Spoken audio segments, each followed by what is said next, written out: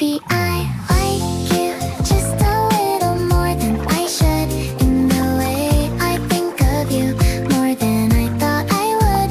Maybe I like you in a soft and quiet way. Nothing big, nothing loud, but it won't go away.